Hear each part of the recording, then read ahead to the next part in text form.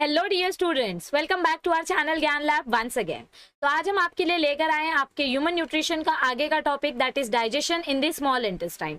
ये video actually मुझे बनाने में थोड़ा सा लेट हो गया, क्योंकि जैसे आप सब जानते हैं कि हमने वैक्सीन लिया था कोविड का, तो उसके वजह से थोड़ा सा साइड इफेक्ट्स हो गया था, बुखार वगैरह आ गई थी, इसलिए थोड़ा रिकॉर्डिंग में लेट हो गया। बट नॉट टू वरी, अब ये चैप्टर मैं जल्दी से जल्दी कंप्लीट करके कोशिश करूंगी कि नया चैप्टर जल्दी से जल्दी स्टार्ट कर सकूँ। सो डाइजेशन इन स्मॉल इंटेस्टाइन, इसके बारे में पढ़ने से पहले हमने पहले क्या क्या कवर किया। सबसे पहले हमने पढ़ा डाइजेशन इन बकल कैविटी। सबसे पहले हमने क्या पढ़ा? डाइजेशन इन बकल कैविटी। फिर उसके बाद हमने पढ़ा digestion in stomach. So buccal cavity में सलाइवरी अमाइलेज एंजाइम प्रोड्यूस होता है जो स्टार्च को ब्रेक डाउन करता है, और स्टमक में आपका जो स्टमक के अंदर से जो भी चर्निंग प्रोसेस होता है, काइम फॉर्मेशन होता है, उसके बारे में हमने पढ़ा। अब आज हम पढ़ने वाले इस काइम का फर्दर डाइजेशन जो आपके स्मॉल इंटेस्टाइन में होगा। सो स्मॉल इंटेस्टाइन का पार्ट थोड़ा सा डिटेल में है, देखने में मजा आएगा, पढ़ने में भी मजा आएगा। सो आर यू रेडी? चलो बुक लेके बैठ जाओ, पढ़ने के लिए तैयार हो जाओ।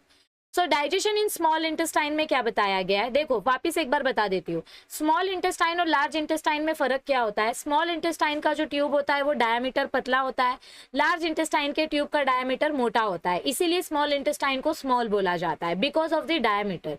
क्योंकि अगर आप लेंथ के हिसाब से उसको मापोगे तो स्मॉल इंटेस्टाइन एक्चुअली बहुत लंबा होता है और लार्ज इंटेस्टाइन साइज में छोटा होता है, लेकिन उसका डायामीटर अलग है, इसीलिए उनके नाम डायामीटर के बेसिस पे रखे गए हैं।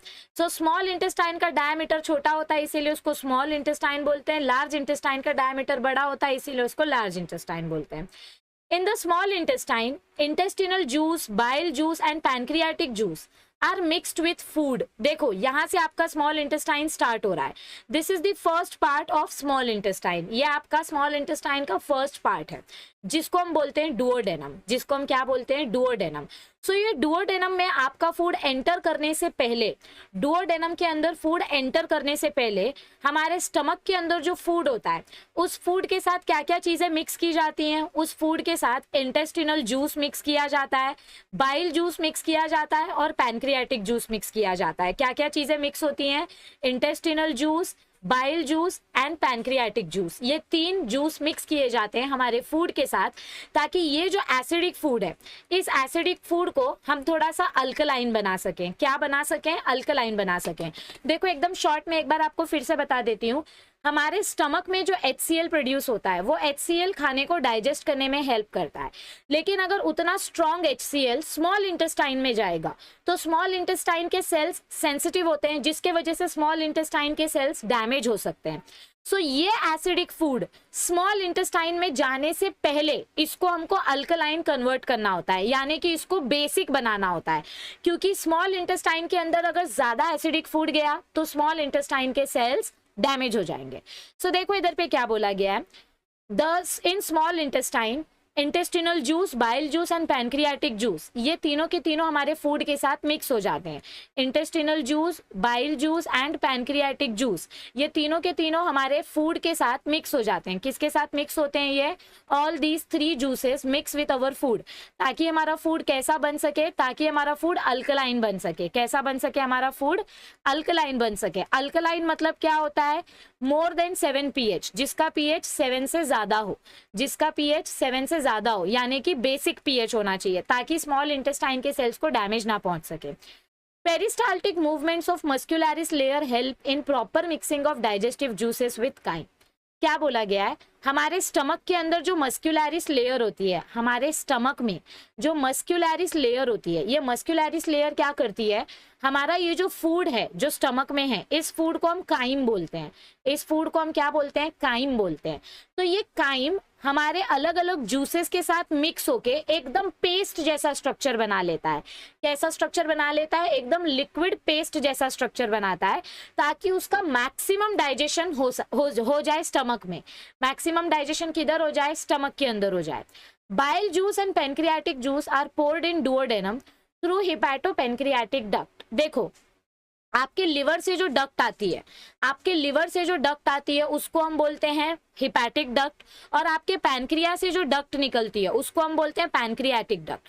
तो लिवर की डक्ट और पैनक्रिया की डक्ट मिलके, देखो ये लिवर की डक्ट है और ये पैनक्रिया की डक्ट है, ये दोनों डक्ट मिलके क्या बनाते हैं, ये दोनों डक्ट मिलके ये जो कॉमन बाइल डक्ट आपको दिखाई दे रही है, इसको हम बोलते हैं कॉमन बाइल डक्ट। ये कॉमन बाइल डक्ट का दूसरा नाम है हिपैटो पैनक्रियाटिक डक्ट। इस कॉमन बाइल डक्ट का दूसरा नाम क्या है बच्चों, हिपैटो पैनक्रियाटिक डक्ट। हिपैटो मतलब क्या होता है कि लिवर से एक डक्ट निकल रही है, और पैनक्रियाटिक मतलब क्या होता है, पैनक्रियास से एक डक्ट निकल रही है, दोनों मिलके एक कॉमन डक्ट बनाते हैं। और वो कॉमन डक्ट देखो कहां पर ओपन हो रही है, ये कॉमन डक्ट का ओपनिंग देखो किधर पे हो रहा है, can you see this opening, ऐसा छोटा सा होल जैसा स्ट्रक्चर आपको दिखाई दे रहा है। सो ये कॉमन डक्ट ओपन होती है स्मॉल इंटेस्टाइन में। स्मॉल इंटेस्टाइन का जो स्टार्टिंग पार्ट होता है उसको हम बोलते हैं डुओडेनम, उसको हम क्या बोलते हैं, डुओडेनम। तो ये जो कॉमन बाइल डक्ट है, ये कॉमन बाइल डक्ट कहां पर ओपन होती है, डुओडेनम में। इतना सबको समझ में आया है, perfect. So bile juice and pancreatic juice, liver से जो बाइल जूस आता है और पैनक्रियास से जो पैनक्रियाटिक जूस आता है, ये दोनों मिलके आपके डुओडेनम में ओपन होते हैं। कहां पर ओपन होते हैं, आपके डुओडेनम में ओपन होते हैं। तो यहां से आपका बाइल जूस और आपका पैनक्रियाटिक जूस और आपका फूड, ये तीनों चीजें डुओडेनम में एंटर करेंगे, ये डुओडेनम में एंटर करेंगे। ठीक है, इधर तक समझ में आया, perfect. Bile juice is dark green colored fluid that contains bile pigments। अब देखो बाइल जूस के बारे में क्या बताया गया है। बाइल जूस लिवर से आया है, बाइल जूस कहां से आया है, लिवर से आया है। It is a dark green coloured fluid that contains bile pigments. Bile pigments मतलब क्या होते हैं, bilirubin and biliverdin. Bile pigments मतलब क्या होते हैं, बिलीरुबिन एंड बिलीवर्डिन। सो हमारा जब आरबीसी ब्रेकडाउन होता है, ध्यान से सुनो मैं क्या बताने जा रही हूं आपको, हमारा जो रेड ब्लड सेल है आरबीसी, जब ये आरबीसी ब्रेकडाउन होता है तो इसके अंदर दो पिगमेंट्स प्रोड्यूस होते हैं, एक आपका होता है बिलीरुबिन और एक आपका होता है बिलीवर्डिन। दो पिगमेंट्स कौन से होते हैं, बिलीरुबिन एंड बिलीवर्डिन। ठीक है, बिलीरुबिन एंड बिलीवर्डिन। तो ये आरबीसी कहां पर ब्रेक हो रहा है बच्चों, ये आरबीसी कहां पर ब्रेक डाउन हो रहा है, आरबीसी का ब्रेक डाउन हो रहा है लिवर में। आरबीसी का ब्रेक डाउन किधर पे हो रहा है, लिवर में। सो जब आपका आरबीसी लिवर के अंदर ब्रेक डाउन होगा, तो आरबीसी जब ब्रेक होता है तो दो केमिकल कंपोनेंट्स बनते हैं, बिलीरुबिन और बिलीवर्डिन। इसको ही हम बोलते हैं बाइल जूस, इसको ही हम क्या बोलते हैं, बाइल जूस। क्योंकि लिवर के अंदर आपके डेड आरबीसीज किल हो जाते हैं, मतलब जो ओल्ड आरबीसीज है वो डेड हो जाते हैं। So bile juice is a dark green fluid which contains bilirubin and biliverdin. और बिलीरुबिन और बिलीवर्डिन कैसे बनता है, आपके आरबीसी से। And it also contain bile salts. Bile salts यानी कि अलग अलग सोडियम ग्लाइकोकोलेट, सोडियम टोरोकोलेट, ऐसे हमारे ब्लड में अलग अलग सॉल्ट्स होते हैं जो ब्लड का पीएच और ब्लड का बफर मेंटेन करने में हेल्प करते हैं। हमारे ब्लड में कोलेस्ट्रॉल भी प्रेजेंट होता है और फॉस्फोलिपिड मेम्ब्रेन भी प्रेजेंट होती है। तो इसके वजह से हमारा जो बाइल जूस है वो वो डार्क ग्रीन कलर का दिखाई देता है। Bile does not contain any digestive enzyme. देखो इधर पे क्या बोला गया है, बाइल जूस में हमको कोई भी डाइजेस्टिव एंजाइम देखने को नहीं मिलती है। बाइल जूस में हमको कोई भी डाइजेस्टिव एंजाइम देखने को नहीं मिलती है। बाइल सॉल्ट का एक ही काम होता है, हमारे स्टमक के अंदर जो एसिडिक फूड था उसको न्यूट्रलाइज करके अल्कलाइन कर देना। देखो समझो ये अपना स्टमक वाला रीजन है, कौन सा रीजन है, ये अपना स्टमक वाला रीजन है। तो स्टमक के अंदर बहुत सारा HCl होता है, स्टमक के अंदर क्या होता है, बहुत सारा HCl होता है। तो HCl के वजह से ये फूड कैसा हो जाता है, एसिडिक हो जाता है।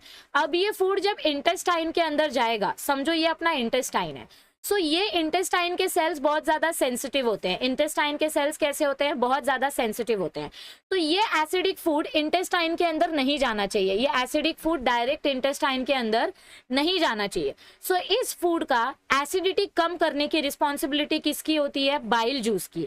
यहाँ से जो बाइल डक्ट आती है इसमें से बाइल जूस निकलता है। ये बाइल जूस इस एसिडिक फूड को अल्कलाइन बना देता है। क्या बना देता है, इस एसिडिक फूड को अल्कलाइन बना देता है। तो इस फूड का पीएच बेसिक हो जाता है। कैसा हो जाता है, इस फूड का पीएच बेसिक हो जाता है। अब ये बेसिक फूड आपके स्मॉल इंटेस्टाइन में एंटर करेगा। कहां पर एंटर करेगा, स्मॉल इंटेस्टाइन में एंटर करेगा। सो बाइल जूस का एक ही काम है, उसके पास ये जो सॉल्ट है, ये सॉल्ट मिलके क्या करेंगे, ये एसिड के साथ रिएक्ट करेंगे। और आपको तो पता ही है एसिड और बेस जब एक साथ मिलता है तो न्यूट्रलाइजेशन रिएक्शन होता है। कौन सा रिएक्शन होता है, न्यूट्रलाइजेशन रिएक्शन होता है। सो स्टमक का एसिड और बाइल जूस का बेस मिलके फूड को न्यूट्रलाइज कर देते हैं, जिसके वजह से हमारा फूड बेसिक बन जाता है, जिसके वजह से हमारा फूड क्या हो जाता है, यहाँ पे देखो बेसिक बन जाता है। और एक काम क्या होता है बाइल जूस का, it brings about emulsification of fat. Bile juice का और एक काम ये होता है कि हमारे खाने में जो भी फैट कंटेंट होगा हमारे खाने में जो भी फैट कंटेंट प्रेजेंट होगा, उस फैट को ब्रेक डाउन करने का काम भी बाइल जूस करता है। हमारे खाने में जो भी एक्स्ट्रा फैट होता है, इस फैट को इमल्सिफाई करना। इमल्सिफाई का मतलब क्या होता है बच्चा, लिख के ले लो। इमल्सिफाई का मतलब होता है ब्रेक डाउन करना। सो हमारे फूड में जो भी एक्स्ट्रा फैट होता है, उस फैट को ब्रेक डाउन करके उसमें से ग्लिसरॉल बनाना और सिंपल फैटी एसिड्स बनाना, ये कौन करने में हेल्प करता है, बाइल जूस करने में हेल्प करता है। So bile juice brings about emulsification of fat, यानी ब्रेक डाउन ऑफ फैट, ताकि एक्स्ट्रा फैट बॉडी में स्टोर ना हो। It also activates lipid digesting enzymes और lipases। बाइल जूस का तीसरा फंक्शन क्या है, इसके खुद के पास एंजाइम नहीं होती है, लेकिन ये लिपिड को डाइजेस्ट करने वाले एंजाइम्स को एक्टिवेट करने का काम करता है। मतलब इसके पास खुद के पास कोई एंजाइम नहीं है, लेकिन ये दूसरे एंजाइम्स को एक्टिवेट करेगा। कौन से एंजाइम को एक्टिवेट करेगा, लाइपेज एंजाइम को एक्टिवेट करेगा। कौन से एंजाइम को एक्टिवेट करेगा, लाइपेज एंजाइम को एक्टिवेट करेगा। लाइपेज एंजाइम क्या करती है, लिपिड्स को ब्रेक डाउन करके सिंपल फैटी एसिड बनाती है। Bile pigments impart colour to the faecal matter. Impart का मतलब होता है देना, give. Okay, so bile pigments की वजह से हमारे पॉटी का जो कलर होता है वो बाइल पिगमेंट्स के वजह से होता है। कभी कभी पॉटी का कलर ग्रीन होता है, कभी कभी पॉटी का कलर येलो होता है, ब्राउन होता है। सो ये जो भी कलरेशन है ये किसके वजह से होता है, बाइल पिगमेंट्स के वजह से होता है। टेक्निकली हेल्दी पॉटी का कलर, मतलब कोई ह्यूमन हेल्दी है, वो कैसे पता चलेगा, अगर उसकी पॉटी लिटिल लाइट येलो और ग्रीन कलर के बीच में है। मतलब अगर ग्रीनिश येलो कलर का पॉटी बन रहा है तो वो हेल्दी पॉटी है, क्योंकि बाइल पिगमेंट्स ग्रीन कलर के होते हैं। सो अगर ग्रीनिश येलो कलर का पॉटी आ रहा है मतलब वो इंसान हेल्दी डाइजेशन कर रहा है। अगर बहुत ज्यादा ब्राउन या बहुत ज्यादा अलग कलर का पॉटी देखने मिल रहा है मतलब उसके डाइजेस्टिव सिस्टम में गड़बड़ी है। सो हमने क्या क्या पढ़ा, बाइल जूस का क्या क्या फंक्शन होता है। पहला फंक्शन होता है फूड को अल्कलाइन करना। दूसरा फंक्शन होता है फैट का इमल्सिफिकेशन करना, मतलब फैट को ब्रेक डाउन करना। तीसरा फंक्शन होता है लाइपेज एंजाइम को एक्टिवेट करना ताकि लिपिड्स को ब्रेक डाउन करके फैटी एसिड्स बनाए जा सके। और चौथा फंक्शन होता है पॉटी को कलर देना ताकि पता चल सके कि पॉटी मतलब जो इंसान का डाइजेशन है वो हेल्दी है या अनहेल्दी है। इधर तक आपको समझ में आया, पक्का? आगे बढ़े, ऑलराइट, ओके। तो अब देखिए आगे हमें क्या बताया गया है। अब हमारे पैनक्रियाटिक जूस के बारे में हम बात करेंगे। हमने बाइल जूस के सारे फंक्शंस देख लिए, अब हम पैनक्रियाटिक जूस के बारे में बात करते हैं। Pancreatic juice secreted by pancreas contain different enzymes like pancreatic amylase, lipase and inactive enzymes like trypsinogen and chymotrypsinogen. So 4 enzymes के बारे में हमको बताया गया है। पैनक्रियास से 4 एंजाइम्स प्रोड्यूस होती है, amylase, lipase, trypsinogen and काइमोट्रिप्सिनोजेन। Pancreatic juice also contain, और दूसरे कौन से एंजाइम होते हैं, न्यूक्लियेजेस। न्यूक्लियेज एंजाइम का काम क्या होता है, ये एक्स्ट्रा न्यूक्लिक एसिड्स को ब्रेक डाउन करते हैं। So nuclease enzyme digest nucleic acids, जो एक्स्ट्रा न्यूक्लिक एसिड्स होते हैं उनको ब्रेक डाउन करके उसमें से जो नाइट्रोजन बेसेस और शुगर होता है उस शुगर को यूटिलाइज करना। Okay, the intestinal mucosa secretes digestive enzymes. देखो पैनक्रियाटिक जूस में कौन से एंजाइम्स है, 5 एंजाइम्स है। पैनक्रियाटिक अमाइलेज और लाइपेज ये एक्टिव एंजाइम्स है, और इनएक्टिव एंजाइम्स कौन से हैं, ट्रिप्सिनोजेन एंड काइमोट्रिप्सिनोजेन, ये 4 एंजाइम्स हो गए। इसके अलावा पैनक्रियाटिक जूस में और एक एंजाइम कौन सा देखने को मिलता है हमको, न्यूक्लियेज एंजाइम। ये न्यूक्लियेज एंजाइम क्या करता है, न्यूक्लिक एसिड्स को ब्रेक डाउन करता है। तो ये 5 एंजाइम्स हो गए पैनक्रियास के। इसके बाद इंटेस्टिनल सेल्स से हमको स्पेशल डाइजेस्टिव एंजाइम्स देखने को मिलते हैं, जैसे कि goblet cells. The goblet cells of mucosa produce mucus. ये म्यूकस क्या करता है, ये म्यूकस हमारे स्टमक के सेल्स को HCl से प्रोटेक्ट करता है। So the goblet cells of mucosa produce mucus. Mucus plus intestinal enzymes together constitute intestinal juice और सकस एंटेरिकस। क्या बोला गया है, म्यूकस और इंटेस्टिनल जूस, मतलब हमारे इंटेस्टाइन के अंदर भी स्पेशल जूस प्रोड्यूस होता है। तो स्टमक का म्यूकस और इंटेस्टाइन का जूस मिलके क्या बनाते हैं, सकस एंटेरिकस। इसका काम क्या होता है, इंटेस्टिनल जूस का काम होता है, it contains various enzymes like dipeptidases, lipases, disaccharidases etcetera. Dipeptidase क्या करेगा, ये डाइपेप्टाइड को ब्रेक डाउन करके अमीनो एसिड्स में कन्वर्ट करेगा। लाइपेज क्या करेगा, लाइपेज लिपिड को ब्रेक डाउन करके फैटी एसिड में कन्वर्ट करेगा। और डाइसैकेराइडेज क्या करेगा, ये डाइसैकेराइड शुगर को ब्रेक डाउन करके मोनोसैकेराइड शुगर्स बनाएगा। सो पैनक्रियाटिक जूस से 5 एंजाइम्स प्रोड्यूस हो रही हैं और इंटेस्टिनल जूस में 3 एंजाइम्स प्रोड्यूस हो रही है। इधर तक समझ में आया है? ओके, अब आगे देखो क्या बताया गया है। एक कॉमन एंजाइम हमको क्या देखने को मिली, आपके इंटेस्टिनल जूस में भी लाइपेज बन रहा है और आपके पैनक्रियाटिक जूस से भी लाइपेज बन रहा है। तो ये दोनों लाइपेज मिलके क्या करते हैं, both pancreatic and intestinal lipase initially convert fats into fatty acids and diglycerides. क्या बोला गया है, ये दोनों लाइपेज मिलके क्या करते हैं, ये हमारे फैट को फैटी एसिड में कन्वर्ट करते हैं और फैटी एसिड को फिर आगे जाके डाइग्लिसराइड में कन्वर्ट करते हैं। Diglycerides are further converted to monoglyceride. तो आपका जो डाइग्लिसराइड है इसको भी ब्रेक डाउन करके मोनोग्लिसराइड में कन्वर्ट कर दिया जाएगा by removal of fatty acid from glycerol. मतलब ब्रेक डाउन करके एकदम सिंपल मॉलिक्यूल्स बनाना, that is the work of enzymes.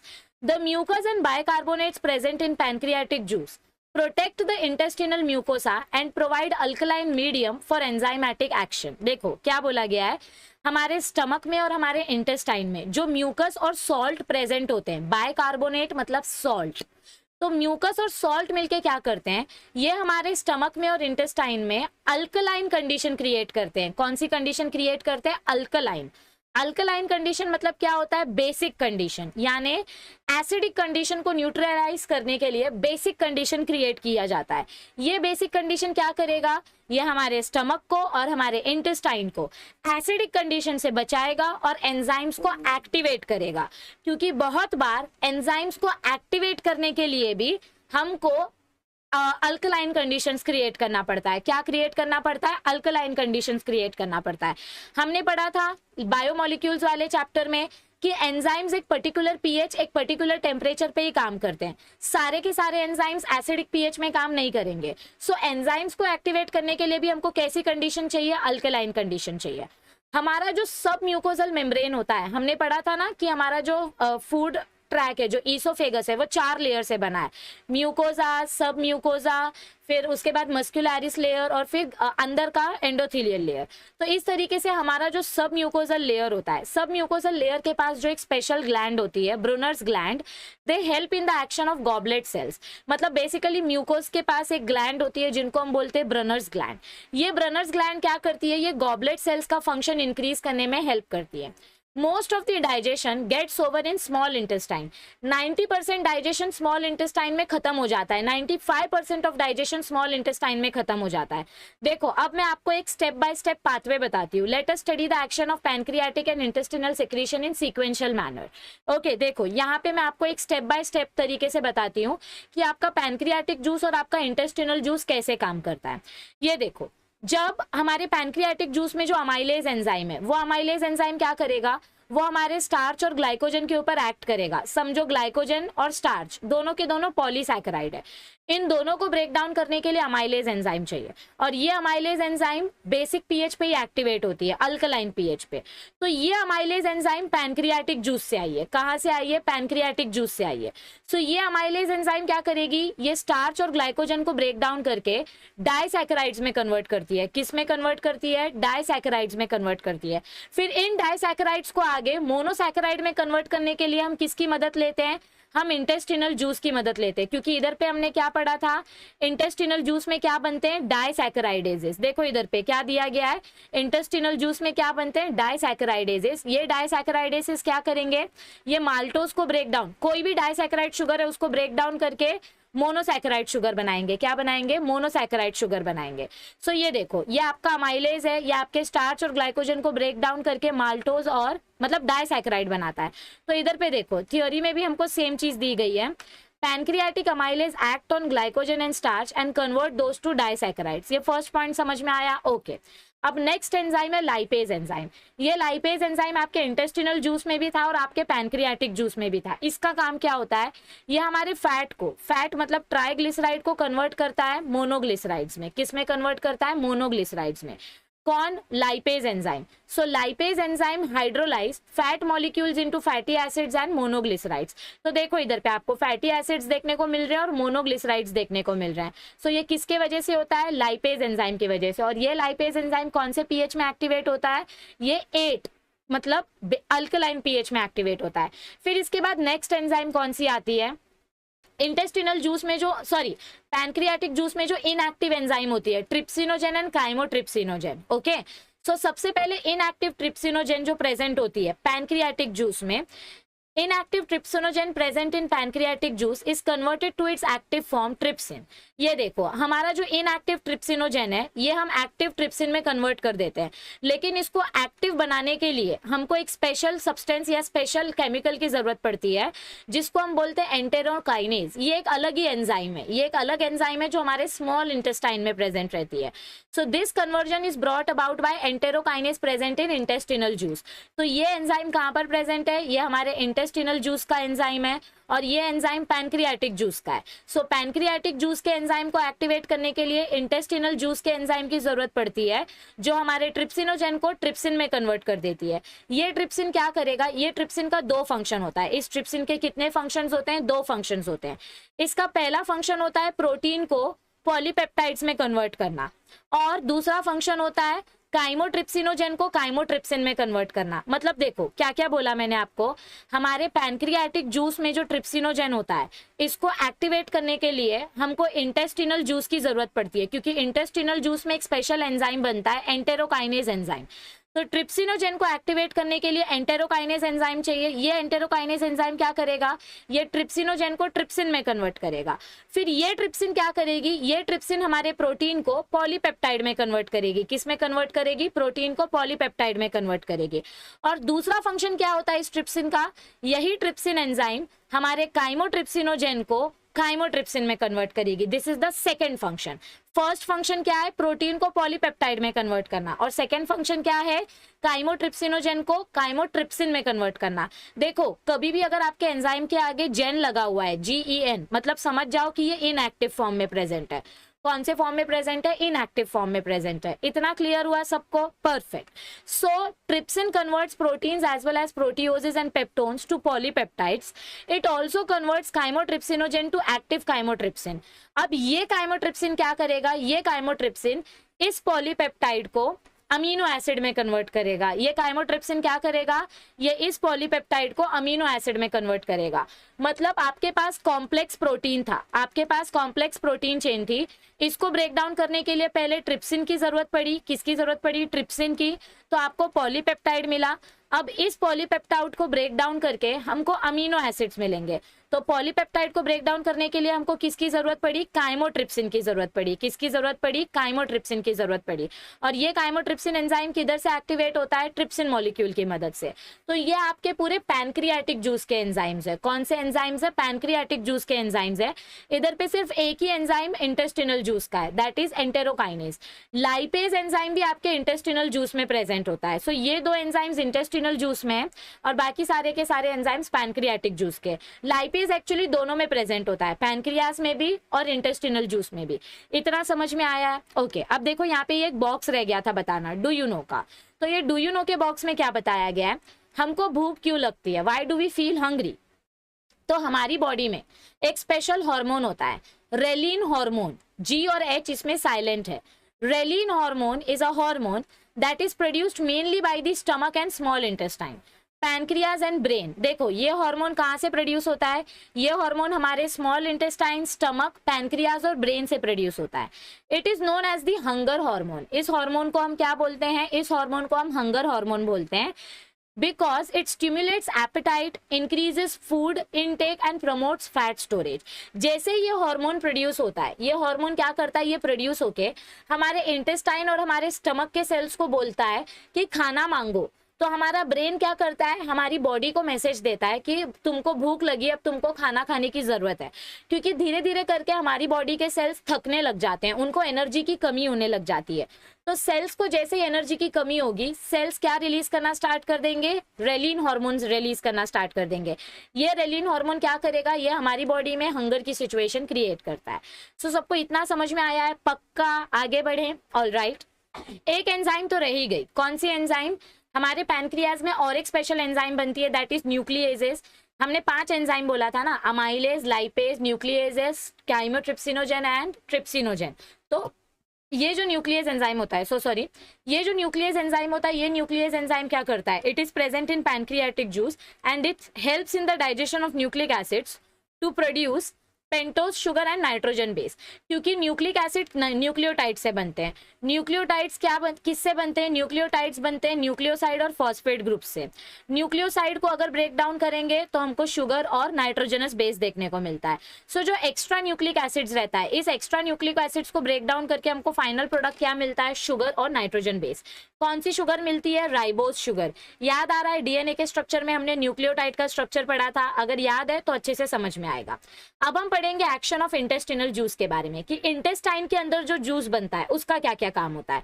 Intestine के अंदर कौन सा जूस बनता है हमने पढ़ा था, ये देखो इधर पे। इंटेस्टाइन के अंदर कौन सा जूस बनता है? किधर गया? हाँ, the intestinal juice contains dipeptidases, lipases and disaccharidases. तो इनका काम क्या होता है, चलो देख लेते हैं। Okay, so let us study about the action of intestinal juice. Conversion of proteins into amino acids, fats to fatty acids and monoglycerides, nucleic acids to sugar and nitrogen bases, and carbohydrates to monosaccharides mark the end of digestion of food। मतलब जब आपको ये सारा process complete हो जाएगा तो समझ जाने का कि फूड डाइजेशन कंप्लीट हो गया है। ये आपका डाइसैकेराइड है, ये आपका क्या है? ये सारे के सारे आपके डाइसैकेराइड है। तो ये डाइसैकेराइड को ब्रेक डाउन करने के लिए जो एंजाइम्स चाहिए, वो एंजाइम्स किधर बनते हैं? इंटेस्टाइन के अंदर बनते हैं, इंटेस्टिनल जूस में। इंटेस्टिनल जूस में डाइसैकेराइडेजेस बनते हैं। क्या बनते हैं? डाइसैकेराइडेजेस। ये डाइसैकेराइडेजेस क्या करते हैं? ये डाइसैकेराइडेजेस हमारे डाइसैकेराइड शुगर को ब्रेक डाउन करके मोनोसैकेराइड शुगर बनाने में हेल्प करते हैं। क्या करने में हेल्प करते हैं? मोनोसैकेराइड शुगर बनाने में हेल्प करते हैं। Food is now called Kyle. अब आपका पूरा फूड डाइजेस्ट हो चुका है, तो अब इस फूड को हम पहले स्टमक में जो अपना फूड डाइजेस्ट हुआ था, स्टमक के अंदर जब फूड का डाइजेशन हुआ तो उस फूड को हम क्या बोलते थे? उस फूड को हम बोलते थे काइम। क्या बोलते थे? उस फूड को हम काइम। और ये फूड, ये काइम का जब फर्दर डाइजेशन होता है इंटेस्टाइन के अंदर, इस काइम का डाइजेशन जब इंटेस्टाइन के अंदर हो जाता है तो इस फूड को हम क्या बोलते हैं? इंटेस्टाइन के अंदर इसका जब डाइजेशन होता है तो इसको हम बोलते हैं काइल। काइल मतलब क्या होता है? एकदम लिक्विड फॉर्म में आपका फूड कन्वर्ट हो जाता है क्योंकि पूरा डाइजेशन कंप्लीट हो चुका है। So chyle is an alkaline slurry, alkaline यानी कि basic, which contains various nutrients ready for absorption। तो हमारा काइल मतलब पूरा डाइजेस्टेड फूड के अंदर अब पूरे के पूरे न्यूट्रिएंट्स प्रेजेंट है जो हम एब्जॉर्ब करने के लिए रेडी हैं। द न्यूट्रिएंट्स किधर गया? The nutrients are absorbed and undigested remains are transported to large intestine. देखो, जो न्यूट्रिएंट्स रेडी है उसको हमारा स्मॉल इंटेस्टाइन एब्जॉर्ब कर लेता है और जो अनडाइजेस्टेड पार्ट बचा हुआ है वो लार्ज इंटेस्टाइन में चला जाएगा। मैंने आपको पहले भी बोला 95% डाइजेशन स्मॉल इंटेस्टाइन में हो जाता है और जो बचा हुआ 5% अनडाइजेस्टेड फूड है वो किधर चला जाता है? लार्ज इंटेस्टाइन में चला जाता है। किधर चला जाता है? लार्ज इंटेस्टाइन में चला जाता है। सो ये देखो, डाइसैकेराइडेज से आपको ये प्रोडक्ट मिलेगा, डाइपेप्टिडाइजेस से आपको अमीनो एसिड्स मिलेंगे और लाइपेज से आपको फैटी एसिड्स और ग्लिसराइड्स मिलेंगे। अब आगे देखो क्या होता है। हमारे लार्ज इंटेस्टाइन का जो म्यूकस मेम्ब्रेन है, remember mucosa of large intestine produces mucus but no enzymes. क्या बोला गया है हमको इधर पे? हमारे लार्ज इंटेस्टाइन का जो म्यूकोजा मेम्ब्रेन होता है वो म्यूकस प्रोड्यूस करता है बट उसमें कोई एंजाइम्स नहीं होते हैं। Some carbohydrates and proteins do enter the large intestine. These are digested by the action of bacteria that live in the large intestine. देखो हमने क्या बोला? 95% डाइजेशन स्टमक और स्मॉल इंटेस्टाइन में खत्म हो गया। किधर पे खत्म हो गया? स्टमक और स्मॉल इंटेस्टाइन में। बचा हुआ 5% या 2% जो खाना होता है वो लार्ज इंटेस्टाइन में डाइजेस्ट होता है। लार्ज इंटेस्टाइन के पास एंजाइम्स नहीं होते हैं लेकिन इनके पास स्पेशल टाइप के बैक्टीरिया होते हैं। ये बैक्टीरिया बचा हुआ खाना डाइजेस्ट करने में हेल्प करते हैं। So these are digested by the action of bacteria that live in the large intestine. Carbohydrates are fermented by bacterial action and hydrogen, carbon dioxide and methane gas are produced in colon। तो क्या बोला गया हमको? Large intestine का जो अलग अलग part होता है, कोलॉन, रेक्टम, सीकम, तो उसमें से जो कोलॉन वाला रीजन है, कोलॉन वाले रीजन में क्या होता है? हमारा जो कार्बोहाइड्रेट होता है, इस कार्बोहाइड्रेट को यूज करके जो बैक्टीरिया हैं वो बैक्टीरिया क्या करते हैं? कार्बोहाइड्रेट को यूज करके क्या बना देते हैं? कार्बन डाइऑक्साइड, वाटर और क्या बना देते हैं, मीथेन गैस बना देते हैं। तो इस तरीके से कार्बन डाइऑक्साइड ब्रेक डाउन होके ये 3 प्रोडक्ट्स बन जाता है लार्ज इंटेस्टाइन में। Protein digestion in large intestine ends up to the production of substances like indoles, ketol and H2S। जो बच्चा कुचा 1-2% प्रोटीन होता है उसका डाइजेशन भी लार्ज इंटेस्टाइन में कंप्लीट हो जाता है। लार्ज इंटेस्टाइन में प्रोटीन को डाइजेस्ट करने के लिए क्या किया जाता है, जो आपका प्रोटीन्स है उन प्रोटीन्स को ब्रेक डाउन करके इंडोल्स, केटोल ऐसे सब्सटेंसेस प्रोड्यूस किए जाते हैं एंड H2S। H2S की वजह से जो स्मेल प्रोड्यूस होती है, तो जब आप फार्ट करते हो मतलब जब आप पाते हो तो उसके वजह से जो गंदी स्मेल आती है वो किसके वजह से आती है, वो इस H2S के वजह से आती है। तो जब आपके फार्ट में से गंदी स्मेल आ रही है मतलब समझ जाओ कि आपका प्रोटीन डाइजेशन बराबर नहीं हुआ था, इसीलिए H2S प्रोड्यूस हुआ है और उसी H2S के वजह से ये स्मेल आती है। These are the reason for the odor of feces और इसी वजह से आपके पॉटी में से भी स्मेल आती है। These bacteria synthesize several vitamins like B vitamin and vitamin K। ये जो बैक्टीरिया है इनका एक एडवांटेज ये होता है कि जब ये कार्बोहाइड्रेट डाइजेशन करते हैं, प्रोटीन डाइजेशन करते हैं, तो ये स्पेशल विटामिन्स भी बनाते हैं जैसे विटामिन बी, विटामिन के, जो बहुत इंपॉर्टेंट है हमारी बॉडी के ग्रोथ के लिए। Is this clear? ओके, सो ये देखो यहाँ पे आपको शॉर्ट में पूरा कंक्लूजन दिया गया है। ये आपके क्या हो रहा है, हाँ यहाँ पे आपको शॉर्ट में पूरा कंक्लूजन दिया गया है। ये आपके सारे एंजाइम्स है, ये आपके पैनक्रियाटिक जूस का एंजाइम है। ट्रिप्सिनोजन का क्या काम होता है, trypsinogen gets converted into active trypsin with the help of enterokinase enzyme, जिसके वजह से आपका प्रोटीन पॉलीपेप्टाइड में कन्वर्ट होता है। फिर काइमोट्रिप्सिनोजेन को काइमोट्रिप्सिन में कन्वर्ट किया जाता है और ये काइमोट्रिप्सिन प्रोटीन को पॉलीपेप्टाइड में कन्वर्ट करता है और ये पॉलीपेप्टाइड को अमीनो एसिड्स में कन्वर्ट करने के लिए पेप्टिडेज एंजाइम यूज किया जाता है। फिर उसके बाद आपका आता है अमाइलोलिटिक एंजाइम। अमाइलोलिटिक एंजाइम यानी कि इंटेस्टिनल जूस। ये किसकी बात हो रही है, इंटेस्टिनल जूस की बात हो रही है। इंटेस्टिनल जूस में क्या होता है, हमारे जो पॉलीसैकेराइड्स है वो डाइसैकेराइड में कन्वर्ट होते हैं और डाइसैकेराइड को मोनोसैकेराइड में कन्वर्ट किया जाता है। जो लाइपेज एंजाइम होता है वो फैट को ब्रेक डाउन करके फैटी एसिड बनाता है और ग्लिसरॉल बनाता है। और जो न्यूक्लियोलिटिक एंजाइम होते हैं वो न्यूक्लिक एसिड्स को ब्रेक डाउन करके न्यूक्लियोटाइड्स बनाते हैं और न्यूक्लियोटाइड से आपको शुगर, फॉस्फेट और नाइट्रोजन बेस वापस मिल जाता है। तो आप ये मॉलिक्यूल्स अलग अलग यूज कर सकते हो। So this is the conclusion of digestion. ये पूरे डाइजेस्टिव एंजाइम्स का कंक्लूजन है। आप इस हिसाब से ये चार्ट याद रखो तो एंट्रेंस में आपको हेल्प हो जाएगी। ओके, अब देखो यहाँ पे आपको क्या बताया है, it is essential that the digestive enzymes and juices are produced in sequential manner. ये सारे के सारे एंजाइम्स एक proper step by step manner में बनाना जरूरी है। जैसे जब आप खाना खाते हो तो पहले आप सलाद खाते हो, फिर मेन कोर्स खाते हो, फिर डेजर्ट खाते हो। ऐसा तो नहीं है कि मम्मी पहले आपको डेजर्ट देती है, फिर सैलड देती है और फिर मेन कोर्स देती है, ऐसा नहीं होता है। जैसे जब हम मैथ सॉल्व करते हैं तो स्टेप बाय स्टेप पहले फॉर्मूला लिखते हैं, फिर सोल्यूशन स्टार्ट करते हैं। ठीक उसी तरीके से हमारे डाइजेशन प्रोसेस में भी सारे के सारे एंजाइम्स प्रॉपर मैनर में, proper step by step produce होना और टाइम पे प्रोड्यूस होना बहुत इंपॉर्टेंट है। These secretions are under neurohormonal control. ये सेक्रीशंस कैसे कंट्रोल किए जाते हैं, ब्रेन से। ये ब्रेन के कंट्रोल में होते हैं। Site, smell and even thought of food trigger saliva secretion. क्या बोला गया है, कभी कभी जब आप वीडियोस देखते हो, खाने की अलग अलग वीडियो देखते हो यूट्यूब पे, इंस्टाग्राम पे, या खाने के बारे में सोचते हो, मतलब खाने के बारे में सोचने से, खाने की फोटो देखने से या खाने की खुशबू से भी कितनी बार हमें हमारे मुंह से सलाइवा प्रोड्यूस होने लगता है। सो 10th cranial nerve stimulate secretion of gastric juice in stomach. हमारे स्टमक से जो 10th क्रेनियल नर्व कनेक्टेड है, क्रेनियल नर्व मतलब क्या होता है, वो नर्व जो डायरेक्ट हमारे ब्रेन से कनेक्टेड है। तो हमारे ब्रेन से जो 10वीं नर्व निकलती है, इसके बारे में आप 12th स्टैंडर्ड में पढ़ोगे। हमारे ब्रेन से जो 10वीं नर्व निकलती है वो डायरेक्ट हमारे स्टमक से, हमारे गैस्ट्रोइंटेस्टिनल ट्रैक से कनेक्टेड होती है। वो क्या करती है, वो हमारे स्टमक के अंदर अलग अलग गैस्ट्रिक जूस का सेक्रीशन स्टार्ट कर देती है। Even the hormone gastrin brings about the same effect. हमारे ब्रेन से एक हार्मोन प्रोड्यूस होता है गैस्ट्रिन हार्मोन, उसका भी सेम काम होता है, स्टमक के अंदर सेक्रीशन स्टार्ट कर देना। You must have experienced hunger pangs at your regular meal times. आपने देखा होगा कि आपके खाने का जब टाइम हो जाता है तो आपके पेट में गुर्र गुर्र करके आवाज आती है। सो उसको हम हंगर पैंग्स बोलते हैं। हंगर पैंग मतलब क्या बोलते हैं, आपका पेट आपको आवाज देता है कि मुझे भूख लगी है, मुझे भूख लगी है, खाना दो, भूख लगी है, खाना दो। तो ये ब्रेन से सिग्नल आता है।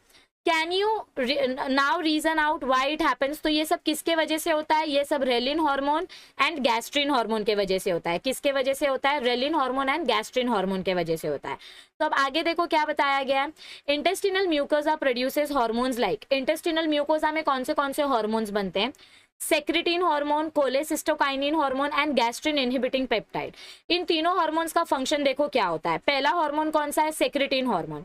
तो सेक्रेटिन हार्मोन का काम होता है it inhibits secretion of gastric juice. ये गैस्ट्रिक जूस प्रोड्यूस करना स्टॉप कर देती है। जब आप उपवास रखते हो तो आप कोई खाना नहीं खा सकते, तो उस टाइम पे आपके बॉडी में ये एक्स्ट्रा एंजाइम्स नहीं बनने चाहिए, क्योंकि अगर ये एक्स्ट्रा एंजाइम्स बनेंगे तो आपकी बॉडी की एनर्जी ऐसे ही वेस्ट हो जाएगी, क्योंकि आपने खाना तो खाया नहीं है, तो डाइजेशन किस चीज का करोगे। सो सेक्रेटिन एंजाइम क्या करती है? ये गैस्ट्रिक जूस बनाना स्टॉप कर देती है। It stimulates secretion of bile juice from liver, pancreatic juice and intestinal juice। ये लिवर में से बाइल जूस बनाना स्टार्ट करती है ताकि स्टमक का एसिडिटी कम हो जाए और आपको एसिडिटी ना हो। कोलेसिस्टोकाइनिन ये सेकेंड हार्मोन है। ये सेकेंड हार्मोन क्या करेगा? It brings about similar action and induces satiety, that is feeling of fullness और सेटिस्फैक्शन। कोलेसिस्टोकाइनिन हार्मोन कब बनता है? जब आपका पेट भर जाता है, जब आप पेट भर के खाना खा लेते हो और आपको ऐसा लगता है हाँ आज तो मैंने मन भर के खाना खा लिया, तो वो जो मन भरने वाली फीलिंग है, वो जो सेटिस्फैक्शन वाली फीलिंग है, वो किसके वजह से आती है? सीसीके हार्मोन के वजह से आती है। सैटिटी, सैटिटी मतलब क्या होता है? आपका मन एकदम शांत हो जाता है, एकदम रिलैक्स हो जाता है, पेट भर के, मन भर के जब आप खाना खा लेते हो। जैसे लॉकडाउन खुलते ही बहुत सारे लोग पानी पूरी पेट भर के खा रहे थे, वड़ा पाव पेट भर के खा रहे थे, तो ठीक उसी तरीके से उनको वो जो फीलिंग आती है मन का खाना खाने के बाद, उस फीलिंग को हम बोलते हैं फीलिंग ऑफ सैटिस्फैक्शन या सैटिटी। और जो थर्ड हार्मोन है गैस्ट्रिक इनहिबिटिंग हार्मोन, ये हार्मोन क्या करता है? ये भी गैस्ट्रिक जूस का प्रोडक्शन स्टॉप कर देता है ताकि एसिडिटी स्टॉप हो जाए। आगे देखो आपको क्या बताया गया है। पैनक्रियाटिटिस मतलब क्या होता है? It is the inflammation of pancreas. जब आपका पैनक्रिया इन्फ्लेम हो जाता है, उसमें सूजन आ जाती है, तो उसको हम बोलते हैं पैनक्रियाटिटिस।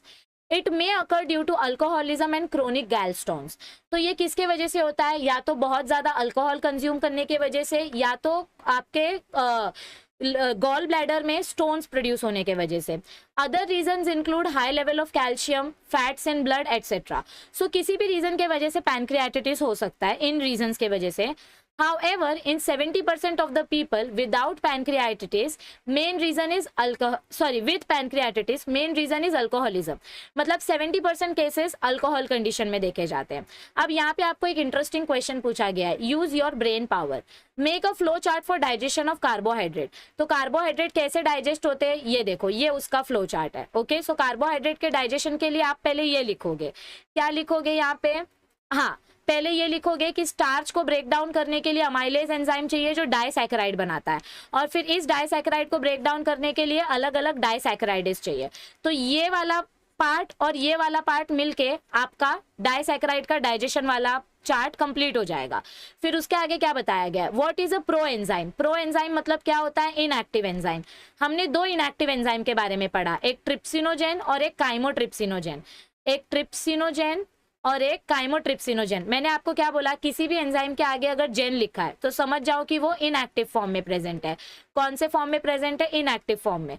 सो ट्रिप्सिनोजेन एंड काइमोट्रिप्सिनोजेन के बारे में हमने पढ़ा, ये कैसे एक्टिवेट होते हैं वो भी हमने पढ़ा। ठीक है, वीडियो को पीछे जाके देखो, आपको वापस समझ में आ जाएगा। और इसका फंक्शन क्या होता है वो भी हमने पढ़ा। Differentiate between chyme and chyle, इसका डिफरेंशिएशन अभी हम देखते हैं। काइम स्टमक में प्रोड्यूस होता है, काइल स्मॉल इंटेस्टाइन में प्रोड्यूस होता है। Digestion of fat take place only after food reaches small intestine. आपका फैट स्मॉल इंटेस्टाइन में पहुंचने के बाद ही डाइजेस्ट होना स्टार्ट होता है। ऐसा क्यों? क्योंकि स्मॉल इंटेस्टाइन में पहुंचने के बाद ही लाइपेज एंजाइम प्रोड्यूस होती है, और ये लाइपेज एंजाइम फैट को ब्रेक डाउन करके मोनोग्लिसराइड्स में कन्वर्ट करती है। इसीलिए फैट डाइजेशन स्मॉल इंटेस्टाइन में पहुंचने के बाद स्टार्ट। ये देखो, ये जो आपका डिफरेंस बिटवीन है काइम और काइल का, ये मैं आपको एक्सप्लेन कर देती हूँ। देखो, काइम और काइल में क्या डिफरेंस होता है। काइम कब बनता है? Chyme is produced in stomach. ये कहां पर प्रोड्यूस होता है? स्टमक में प्रोड्यूस होता है। काइल कहां पे प्रोड्यूस होता है? स्मॉल इंटेस्टाइन में प्रोड्यूस होता है। कहां पे प्रोड्यूस होता है? ये स्मॉल इंटेस्टाइन में प्रोड्यूस होता है, स्मॉल इंटेस्टाइन। काइम जो है, ये काइम आपके डाइजेस्टिव जूसेस के साथ मिलकर ये एसिडिक फूड बनाता है। कैसा फूड बनाता है? एसिडिक फूड रहता है। और काइल आपके स्मॉल इंटेस्टाइन में जाता है, तो ये बाइल जूस, पैनक्रियाटिक जूस और इंटेस्टिनल जूस के साथ मिलकर कैसा फूड बनाता है? अल्कलाइन फूड बनाता है। तो ये दो पॉइंट्स आपको याद रखने हैं कि आपका जो काइम होता है वो स्टमक में प्रोड्यूस होता है, काइल होता है वो स्मॉल इंटेस्टाइन में प्रोड्यूस होता है। आपका जो काइम होता है वो एसिडिक होता है क्योंकि स्टमक के अंदर HCl होता है, और आपका जो काइल होता है वो अल्कलाइन होता है क्योंकि स्मॉल इंटेस्टाइन में बाइल जूस, पैनक्रियाटिक जूस और इंटेस्टिनल जूसेस प्रेजेंट होते हैं इस वजह से। So these are the 2 points of chyme and chyle. तो आई होप आपको ये पूरा का पूरा सेशन अच्छे तरीके से समझ में आया होगा। अगर सेशन समझ में आया है तो प्लीज वीडियो को लाइक कर देना, चैनल को शेयर कर देना अपने जूनियर्स के साथ, और अब तक अगर सब्सक्राइब नहीं किया है तो प्लीज सब्सक्राइब कर दो। आपको मैं एक बार फिर से बोल देती हूँ, 11th और 12th स्टैंडर्ड का free target notes, 1 minute, 11th और 12th स्टैंडर्ड का फिजिक्स और बायो का पूरा टारगेट नोट्स, टारगेट का सॉफ्ट कॉपी, टारगेट का नोट्स हमने अपने टेलीग्राम ग्रुप पर शेयर किया है। सो अगर आप किसी ऐसे स्टूडेंट को जानते हैं जिनको नोट्स की ज़रूरत है, बायो और फिजिक्स की स्पेशली उनको फ्री में मिल जाएगी, उनको बस टेलीग्राम ग्रुप ज्वाइन करना है। टेलीग्राम का ग्रुप का नाम है ज्ञान लैब AP। जो हमारे चैनल का लोगो है वही हमारे टेलीग्राम ग्रुप का भी लोगो है। अप्रोक्सीमेटली 4.9 to 5,000 मेंबर्स है टेलीग्राम ग्रुप में। वो ग्रुप आपको ज्वाइन करना है और आपको नोट्स मिल जाएंगे। सो जितना ज़्यादा लोगों तक चैनल को शेयर कर सकते हो, चैनल को शेयर करो। चैनल शेयर करने हम सिर्फ इसलिए बोलते हैं क्योंकि ज़्यादा से ज़्यादा स्टूडेंट्स तक फ्री और अच्छा एजुकेशन पहुंचना चाहिए। तो आपकी मदद से अगर किसी एक बच्चे तक भी अच्छा एजुकेशन पहुंच गया तो वो बच्चा आपको हमेशा थैंक यू बोलेगा, और हम भी आपके लिए थैंकफुल रहेंगे क्योंकि हम ऐसे बच्चों के लिए मदद करने की कोशिश कर रहे हैं जो बच्चे महंगा एजुकेशन अफोर्ड नहीं कर पाते हैं।